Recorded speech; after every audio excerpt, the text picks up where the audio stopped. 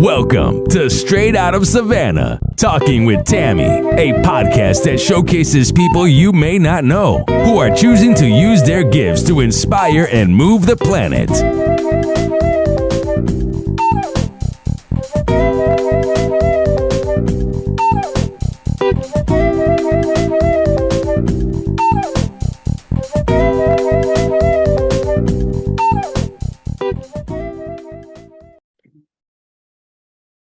Thank you so much for joining us on Straight Out of Savannah. I am so excited that I have Dr. P on here with me. And she's going to share exactly who she is and what it is that she does. So Dr. P, take it away. I'm Puja Aggerwal. I am a board certified neurologist, an epileptologist, a speaker, and also a certified executive coach. I help coach female professionals with burnout to stop people pleasing, to let go of perfectionism, and learn to set boundaries and say no. And so I actually use a neuroscience-based approach. So it's backed by science because I am a neurologist. So I use tools that really help rewire your brain to learn to set boundaries, to live a more empowered life through mindfulness, gratitude, journaling, and again, setting boundaries and learning to say no. Oh, that is so powerful. All right, so now we're going to get into it. What brought you to that point? What made you decide that that was something that you wanted to add to your, because you kind of added to your practice, don't you? Yeah, so actually I do it separate than that. So Okay. I practice inpatient medicine, so I don't really use the coaching there.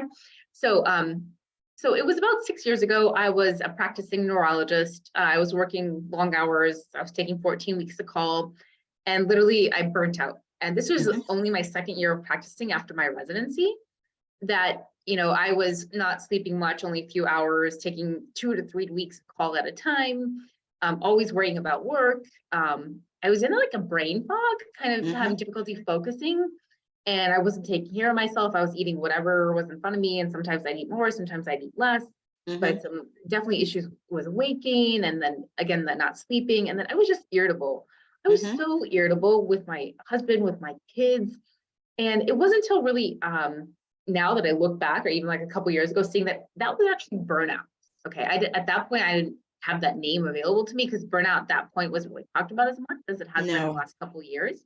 Mhm. So when I was experiencing this, I was like, well, what's wrong with me? Is it work? What's causing all this? I definitely thought it was work. But then I was like, well, do I need to see my physician? Is it, definitely just anxiety, or is it not just Yeah. anxiety? Is it depression? Or, Yes. what is it? And, Mhm. I saw a counselor, I saw my doctor, but those things just didn't fit with me. And then, Right. I was new to coaching. I came across a coach. So I decided to hire the coach. The coach helped me with my mindset. I used to be very negative. And naturally, our brains are very negative. We have this negativity bias. So we tend to dwell on the mistakes that we make instead of focusing on the Yes. positives. And Yes. so that coach helped me to really rewire my brains through a concept called neuroplasticity, Oh, where nice. you can change the pathways in your brain to become more positive, or to, through habit formation. And so that's really what helped me. And the change that I've noticed in the last, few years has been major. I mean, I'm now in major magazines. I've been in Forbes. I was on a Times Square billboard. I've been in multiple magazines. So coaching really Nice. helped me realize I could do a lot more with my life. And, during the pandemic, I saw there were a lot of females who are having trouble balancing work and home life, especially with Yes. remote Kids. and sometimes having virtual schooling. And so I decided to become a certified life coach. So I got certified life coach school. And then I now coach female professionals. The name of my business is called Zenful Brain. And I also speak. I've been a guest on several podcasts. I really love to share things that people can do, or tangible things they can start doing today to help improve their Yes. quality of life. Oh, that's awesome. That is awesome. That's powerful. I was thinking about that when you were talking about the neuroplasticity. That's something that Dr. Joe talks about, right? Dispenza? So that who? Dr. Joe Dispenza? Yes. Mhm. That's what I thought. Because I was listening, I was like, I've heard that before. Yeah, I mean, it's a very common phenomenon. I think it's under talked about or underutilized. Right. We can actually manipulate our brains or rewire the pathways Mhm. to serve us in a different way, to serve us in a more purposeful way. And I think a lot of people don't really know that. They think that whatever I'm born with or the way I am is the way I'm going to be, and I can't change that. But really, you Right. can change it. And the thing is I think we have to know that, Yeah. because we don't know. And typically we're not taught that. growing up, True. and we're not. I'm a neurologist, okay? I didn't think about this. It wasn't. You've been to school forever. Yeah, neuroplasticity is there as talked about, but it's not. It's very different when you're implementing it and you're actually seeing those changes for yourself and who you are and what you do in life. So really, that change really helped propel me to where I'm at today. Wow. And so when you work with women, do you typically work with women like yourself, like that are driven and, in high pressure careers? So I work with, a lot of different women. I've worked with lawyers, I work with physicians, I work with nurses, I work with nurse practitioners, I work with CPAs, and I've spoken at several events, just in general with men and women. So I do tend to focus more on female professionals.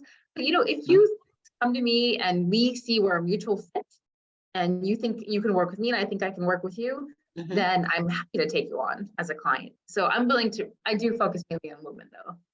Yeah, I could see, because, honestly, women need this more, I think. Yes, I definitely think they do. Actually, I think that every woman deserves a coach. I think a coach can really help you get rid of your self-limiting beliefs and really take you to a different level in your life. Yeah, I agree. So where do you see yourself going in the future? What do you see for your coaching as well as your practice? Yeah, so in terms of my practice, seeing patients, that is always going to be a part of my life. I recently was researching the brain. I'm a neuroscientist, and I really still felt like I really loved seeing patients. So that will always be a part of me. So right now I do see patients in the hospital, and so that's something I'm going to continue. But for my coaching practice, what I really see is eventually just expanding my message, growth, speaking at major events, doing more of the speaking, and doing more group coaching. Right now I do one-on-one and a little bit of group coaching, but eventually I just want to have group coaching. I think you have more of an impact with group coaching. Not that you don't one-on-one, but you reach more people. And so I eventually too, I'm looking to write a book. I'm looking, I got a couple opportunities to be part of anthologies. And so I'm trying to weigh my options, do one of those or write my own book. So I'm looking into a lot of different avenues, but I'm just always putting myself out there, and I love podcasting like this and being a guest. That's awesome. I love that. And I love the fact that, you're focused on the growth, and I know for one-on-one, I like, to be honest with you, I do healing work and I love the one-to-one. I do. And I had never done it in person until just recently, and I fell in love with it.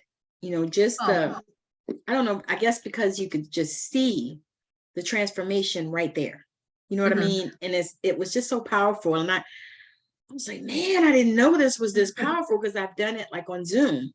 Yeah. But I had never done it in person because I didn't, have a place. I don't have an office or anything like that.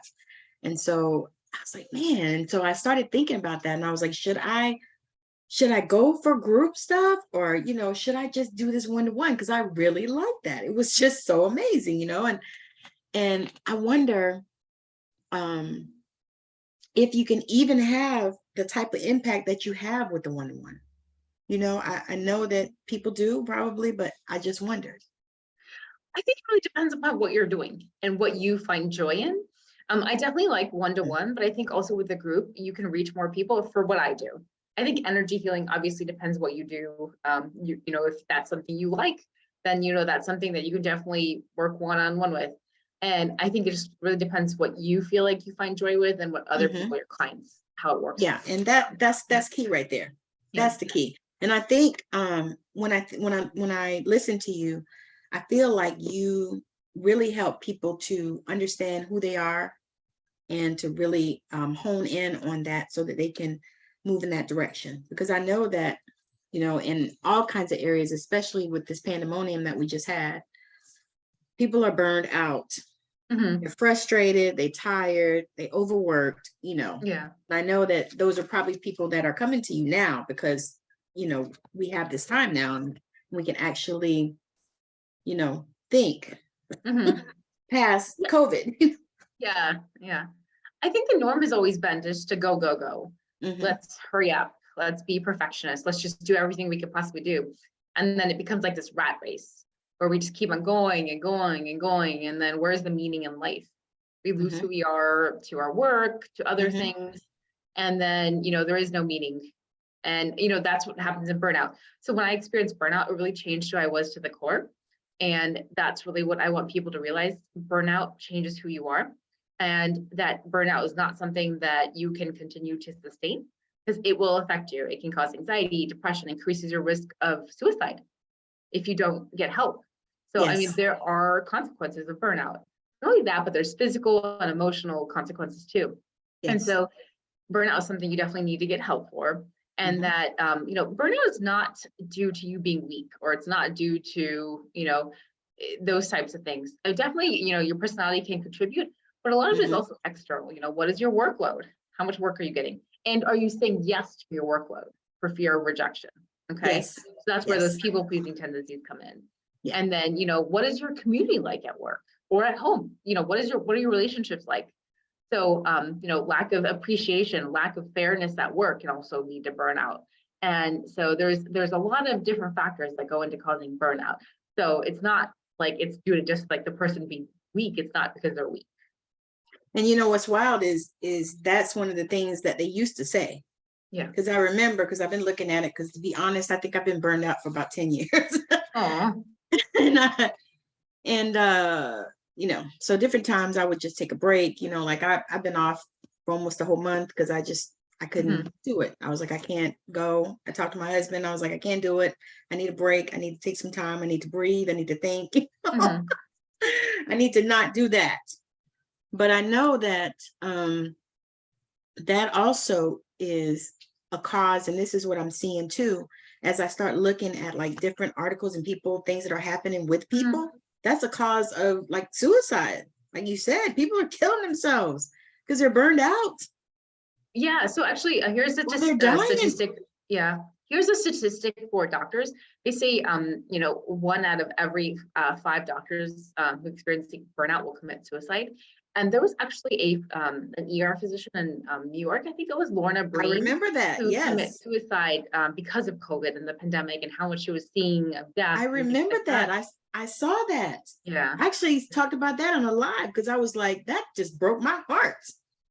I know. And it's not just doctors, it's nurses too. Nurses have been working shift after shift with no break. They are experiencing burnout.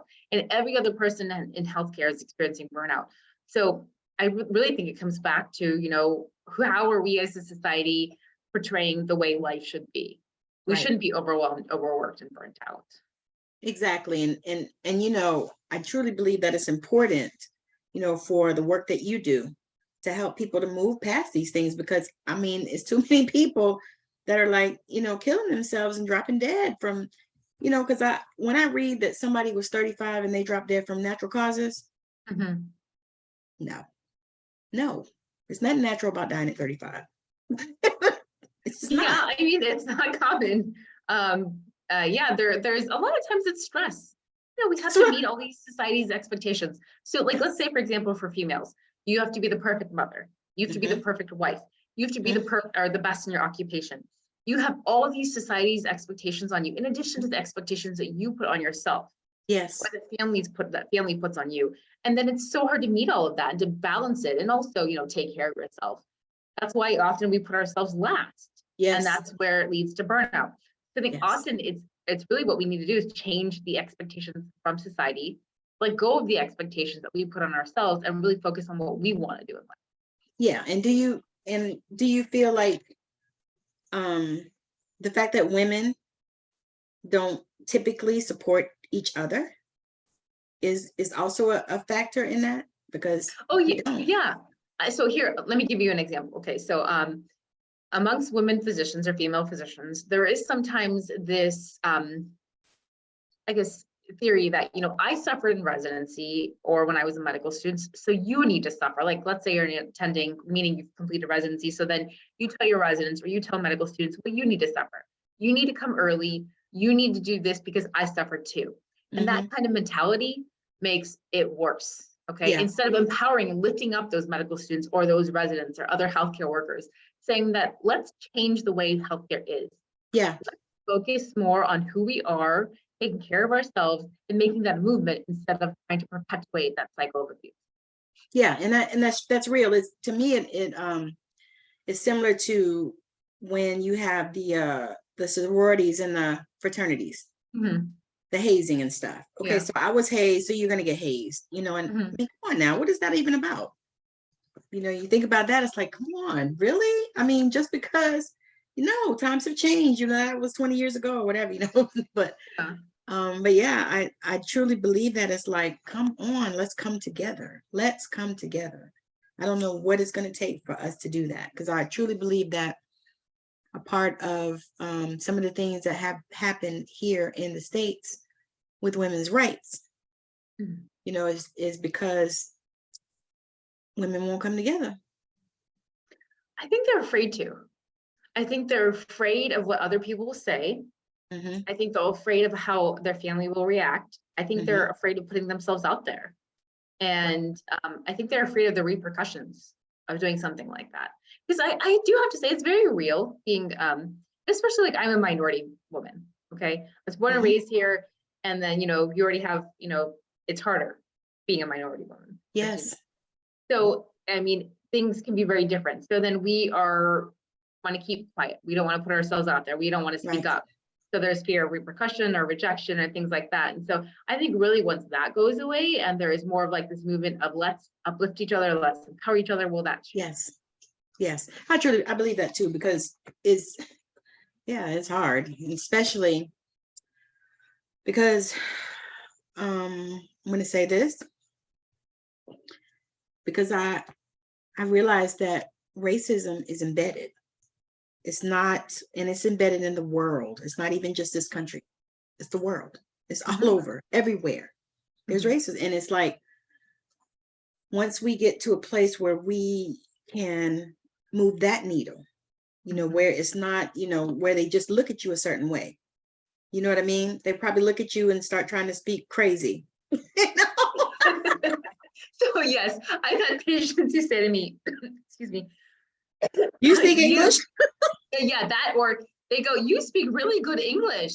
How did you learn? I was like, I was born and raised here. English is my first language. And then they don't believe me. Or they ask me, where are you from? I say Ohio, which is where I was born and raised. They go, no, where are you really from? I'm like, Ohio. And I go, it's a city, Cincinnati. And then they're like, oh, where are your parents from? I'm like, yeah, they're from India, but I'm American. Look, but I was born here. Yes. I get that. I even get that. They say, so are you from Africa? And I'm like, maybe my people somewhere down the line are, but everybody, I'm from Georgia. They're like, where you from? I get that, especially here.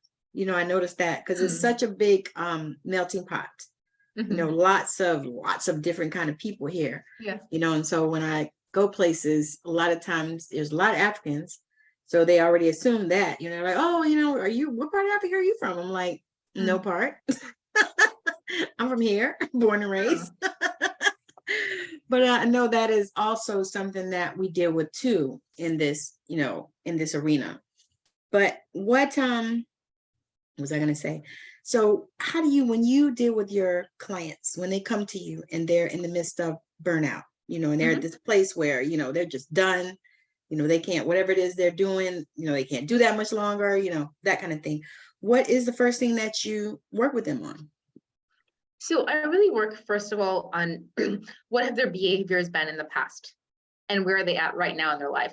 So I actually go through, I have an intake form about people-pleasing behavior, about perfectionism, where they go through and they actually rank themselves in terms of the behavior, how often they do them. And then I also look at, how are they taking care of themselves? Are they getting enough sleep? Are they noticing a change in their weight? Are they noticing that they're just overall unhappy? And I do want to point out, oftentimes I have people come to me who have anxiety or depression. I am a physician, however, I am not treating that anxiety or depression. I am trying to focus more on overall health in terms of wellness, letting go of certain behaviors, people-pleasing, perfectionism, and learning to say no or set boundaries. So if people have anxiety or depression, or, obviously if they're suicidal, I do not take them on as clients. They need to go to the ER. So somebody that does that. Yes.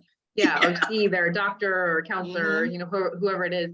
But so I do focus on where they're at right now, what led them up to be where they're at right now, I look at those factors and then give them the tools to actually change their behaviors. Because there is only up to a certain point that you can control in life. It's what you do, how you think, and how you feel. You cannot control what other people do, but you can control how you react to that and how you think about it. So I focus really on doing what we call a thought download in certain circumstances, where really examining their thoughts and their feelings and what actions and what results that's producing in their life. So I really help focus on a mindset shift to be able to take on new challenges and to be okay with change. And so that, and then journaling, I teach my clients breath work, and then to practice gratitude. So gratitude, I love that. Yeah. Gratitude is such an underutilized tool. Yes, you know, it what is. so gratitude is a practice of being grateful for things that you already have. So it's not just the practice of being grateful. Yes, that's a part of it, but also actually verbalizing it or writing it down. Yeah. Really, when you write down 3 to 5 things every day that you are grateful for, and your brain sees it on paper, and you do this, you make it a habit, meaning you do it daily for at least 1 to 2 months, you are rewiring the pathways in your brain through neuroplasticity. And then you're increasing the dopamine in your brain and the amygdala, which is your feeling center. And then that causes what we call like a dopamine rush. So you, over time, are increasing your joy and your happiness in life. And then overall, gratitude has been shown through research to actually, if you have more calm and stressful situations, it's helped you focus better. And then it's actually been shown to help with your overall physical health. You have a lower heart rate, lower risk of high blood pressure, lower risk of migraines and diabetes and stroke. So gratitude is something people can start right now to help improve their health. I was going to say, do you feel like maybe, and I don't know if this might be a stretch and it might be long, I don't know, but I wanted to ask it. Do you feel like maybe with the increase of dopamine that you're going to get through having the gratitude practice, do you think that will help to, not really keep people from having Parkinson's, but do you think that might affect that in some way? I think it can help with your mental health. I'm not going to say that it's going to prevent Parkinson's. They're two very different things. Because you're talking about dopamine, a certain part of the brain for Parkinson's. It's called the substantia nigra, where they lose cells there that causes Parkinson's. So they're very, very different things. Okay, gotcha. So as you move forward, and you said you have kids and all that stuff, right? I do have 2 kids. I have an 8-year-old daughter and a 6-year-old son, and I'm actually married to a physician also. Oh, okay. So I was going to say, so do you work with your children with some of these techniques so that they can I do. So I actually do the gratitude. We make it like a family affair. So we practice it together. And then actually it really, I think children tend to focus on what they don't have. They're like, I want that shiny new object, or I want that toy, instead of be grateful for what they have. So I think really when my kids start to ask for new things, practicing gratitude, being grateful for what they actually have, really helps change their mind about wanting more things. They're happier, they're showing up better in life. And then the other thing that I really teach my kids is where we talk about mindset. So a fixed mindset versus a growth mindset. So there is an American psychologist, her name was Carol Dweck. She did research on this, where people who have a growth mindset, where they are willing to take on new challenges, they know that they can fail, but still move on from it. And they know that you can make a mistake and you'll be okay. And they're willing to experience anxiety, fear, and all these different emotions, that they are much more successful in life versus people who have what we call a fixed mindset, meaning people who think however they are right now is however they're going to be the rest of their lives. They feel like they can't change. They have a fear of taking on new challenges because they think that they're going to fail and they think they'll never recover from that. So people who have a growth mindset are much more successful in life because they focus on how far they've come versus focusing on, where they're at, what they don't have. Right. So really that's something that I work on my kids with. Yeah, because they'll be in a much different place than most of us were, because they have the benefit of learning all this stuff and actually continuing, because how kids are amazing. I love them in those ages that your kids are amazing. I love that age. They soak up everything you say and they listen to everything you're talking about all the time. Yeah, like a sponge. Yes. Yeah, I love them. So I did a lot of that kind of stuff with my kids, even though I wasn't even in the space where I am now, but I did a lot of things like that because I wanted them to, be people that weren't afraid of having experiences. Yeah. And I think I did pretty good job because they all moved to Texas. I live up here, they live in Texas, and they're good, and they don't mind. My daughter went to Oregon, my son drove out to California because it was something he wanted to do. He had fixed his van up. He had like a little I don't know if you know about the Scooby and Shaggy van. Yes, I grew up on Scooby. That's what I was trying to think. I was like, yeah. Are you old? No, I did. But I watched it. He had a Scooby van, and he kitted it out and put a little sink in it, and whatever, and a bed and stuff, and he drove across the country to California, and drove up and down California because he wanted to just see it, and drove to Oregon, and so that was just something he wanted to do, and I was excited for him because a lot of kids are not in that space where they're able to just go and pursue things that they want to do. And I encouraged it. People were telling me, "Oh, you're letting him go to California?" I was like, letting him go, he's grown. He bought his own van, I didn't buy it. I was like, he's a grown man, he can do what he wants to do. If he wants to do that, I said, I'm behind him, I support him. But yeah, I think that is so important for us to raise our kids that way, and it's just, to me, it's amazing.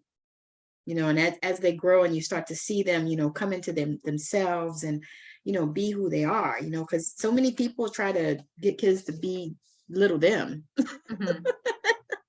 They want to live through their kids and do the things that they never did when they were kids. Yes. And I'm like, that is so unfair, because they might not want to do that. You can't be pushing, pushing that off on them. All right. So let's talk about, what you're looking for as far as, or do you have like a program or something that you're filling or something you want to share? Yeah, so right now, because I talk about boundaries, learning to say no, right now I have an offer. It's a 90-minute session of setting boundaries. It's called 90 Minutes of Intense Power, where I help you examine your people-pleasing behavior and basically look at how this has affected your life. And then I give you the tools where you learn to set boundaries and to say no. But not only to set boundaries and to say no, but to go of the guilt and shame with saying no. So that's something that comes over time with practice. And so in addition to that, I'm offering, I have a boundaries ebook included in this course, in addition to a self-confidence building book. And there's a couple other goodies there where you can help, it gives you the tools to build your self-confidence and to learn to say no and to be happier in life. Oh, that is so powerful. People need that so much. Because, especially women, we're taught not to say no. Yes. We're taught to say yes to everything and all this stuff and be all overworked. And yeah, it's a good thing. I'm so excited about that. All right. So let the people know where they can connect with you, where the best place to connect with you. And I'll also put all this in the show notes. So they'll have your links and all that stuff. And if you provide the link for that program, it's in there as well. Yes, I may not have sent that, but I'll email it to you after this. So actually, you can find me on my website. It's www.zenfulbrain.com. That's ZENFULBRAIN.com. I'm also on Instagram. It's at Zenful Official. I'm also on TikTok. It's at Zenful Doctor. And then I'm also I'm on Facebook. I have a business page on Facebook. Love it. Love it. I love TikTok. Are you on? I do. I am. I'm actually getting ready to do some lives, because I love it because it's just so interesting and so many different things, and you can learn so much. I've learned a lot of history on there. Yeah, there's a lot of things on there. A lot of stuff. I told somebody, I said, all you got to do is go on TikTok. I see you can learn it. It's a search engine now. They're trying to make it like a Google. I love it. I honestly like it better than Facebook. I just know Facebook better because I've been on it longer, but I'm kind of going over to TikTok and YouTube more, and Instagram, I never really understood it. So I don't do that much either. I don't know Instagram that well. I heard it's like a nurturing platform, but I have a VA. She knows what to do with her things. So yeah, me too. I just kind of go on there, and like I did a live today, and I did it on Facebook, YouTube, and then I did on the phone on Instagram. So I was on all three of the places at the same time. And I kind of do it that way because I know a lot of people like Instagram more than Facebook and all this stuff. And, and I'm kind of, like I said, I'm shifting over to YouTube and TikTok and, that kind of thing, because I'm just tired of Facebook and foolishness. But yeah, so I have truly enjoyed talking to you. This has been the most amazing conversation, and I've learned so much, and I appreciate you coming on. I thank you for your time, because I know it's late for you. Yeah, no, I'm always excited to be a guest on a podcast, and thank you for having me. I appreciate your time too. Oh yeah, it's been amazing. So anyway, so we're gonna pop off, and I want to thank everyone for joining us. Those of you that are watching on YouTube, this show will premiere next. It'll premiere on the, I'm trying to see what is the date. I think it'll premiere on the 10th, on December 10th. And I'll also provide the links. I'll send the link for where it is on Anchor and also on YouTube, so you can post them wherever you want to. So I'm super excited about it. It's going to be amazing. And I'm so grateful just for you coming on and speaking about this, because this is something that women need. This is not even to me, it's almost like a necessity, because women need that. They definitely do. They often think they don't need it, and then that they're overwhelmed and anxious. Exactly. It's almost like, it's like insurance. You don't need it till you need it. Yeah, exactly. Exactly.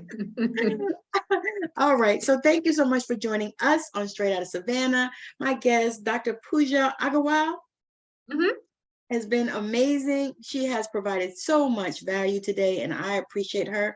Make sure that you go and you follow her where she is and on her links, and take advantage of her program. I'll have that in the link in the show notes so that you can just click it. So make sure that you're following her, and make sure you're following me as well on YouTube and all the places where you know that I am.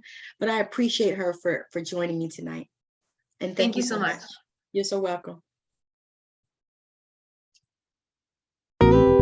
I know you've been blown away with the amazing value here today. Now go out and inspire the planet. And be sure to send us a message when you're ready to come talk about it on Straight Outta Savannah, Talking with Tammi.